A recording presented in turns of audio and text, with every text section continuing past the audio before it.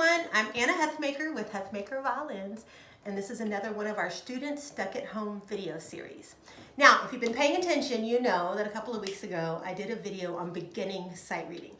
And I'm going to add today sight reading number 2. This is more intermediate, so we're going to add a few more steps into your sight reading practice to make you excellent. And then later this week we'll do the final one, we'll do advanced sight reading to make you a sight reading rock star. Today, we're going to talk about 2 things that really separates the men from the boys, the women from the girls, the excellent musicians from the not so excellent musicians. We're going to talk about shifting and we're going to talk about rhythms. Now, here is the thing about shifting on sight reading. Everyone is taking their time to look at their sight reading, your 30 seconds or your 60 seconds, and you see shifting, you go, oh my gosh, okay, I have to shift up to that E.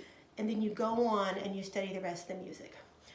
The problem with most people in sight reading shifts is they look at how to go up the shift, but they forget to look at how to come back down. So I tell my students, when you come to practicing shifting for your sight reading, I want you to ask yourself a couple of different questions. What finger am I going from and what finger am I going to? What note am I going from and what note am I going to? And you have to do that going up and going down. Now that sounds like a lot of information and sounds like a lot of studying to do when you're only given 30 seconds or 60 seconds to do a sight reading excerpt. But once you practice it, you get faster and faster and faster. The thing I want you to really think about is that entire shift, because almost every student can shift up to the higher notes, but they forget how to get back down, and that's what trips them up. Now, in addition to shifting in your sight reading, because that is going to be the big thing that trips everyone up, the next is going to be rhythms. And here's the thing, you do not have to study an entire sight reading excerpt rhythmically. I bet anything, you know how many beats are in a quarter note. I bet you know how many beats are in a half note. You have to know what is going to potentially trip you up, and it's different for everybody. For instance, I am a rock star when it comes to dotted 8ths and 16ths. I can do that in sight reading all day long.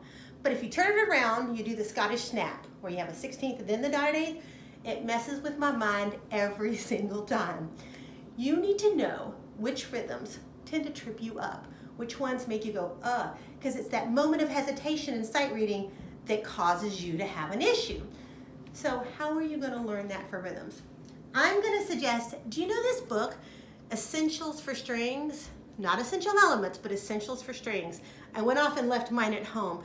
This book has, in the beginning, it has 4 or 5 pages of nothing but rhythmic exercises. They start super easy and they get harder and harder and harder and harder. They are the most wonderful things. If you literally every day will take half a line and count it, just play it on an open D string. Then the next day, take another half of a line. If you get to a line that's tripping you up, then you know that's the thing you've got to work on. Once you've worked your way through all those pages of the rhythm exercises, maybe it'll take you 9 months. Once you've worked your way through all of them, you will become a sight reader who rhythm would never, ever, ever trip up. And that's your goal. Trust me, there's other things that are going to trip you up. You want to know your rhythms really clearly. But more importantly, you want to know yourself. You want to know, this is what might be a problem, the rest is easy. So that when you study that excerpt, you can skim through it really quickly, just like when you're looking for accidentals. And if you see something down here that might trip you up rhythmically, you recognize it and you can figure it out real quickly before you play. Shifting and rhythm. These are intermediate skills when it comes to sight reading that are going to really help you gain those points on an audition. I hope this helps. If you have any questions about either of these things, you can email me at Huthmaker Violins. I love to talk about sight reading all the time. I'm Anna Huthmaker from Huthmaker Violins. Now go thank your orchestra directors.